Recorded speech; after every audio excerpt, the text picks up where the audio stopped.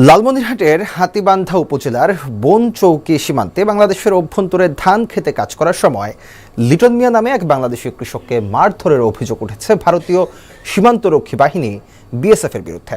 মঙ্গলবার বিকেলে গোতামারি ইউনিয়নের বনচৌকি সীমান্তের আমছল এলাকায় ঘটনা ঘটে। স্থানীয় কৃষকদের দাবি, বিএসএফ সদস্যরা লিটনকে মারধর করে ভারতের অভ্যন্তরে নিয়ে যাওয়ার চেষ্টা করলে আশেপাশের কৃষকরা এগিয়ে আসেন। এক পর্যায়ে ধস্তাধস্তির সময় বিএসএফ সদস্যরা দুটি শটগান ও একটি ওয়াকি-টকি ফেলে পালিয়ে যায়।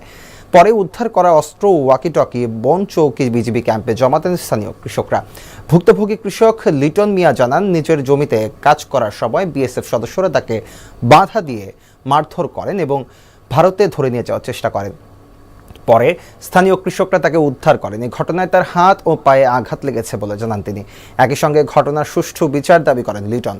খবর পেয়ে ঘটনাস্থল পরিদর্শন করেন বিজিবির 15 ব্যাটালিয়নের অধিনায়ক লেফটেন্যান্ট কর্নেল মেহেদি ইমাম। তিনি জানান, সীমান্ত পরিস্থিতি নিয়ে বিএসএফ এর সঙ্গে আলোচনা চলছে।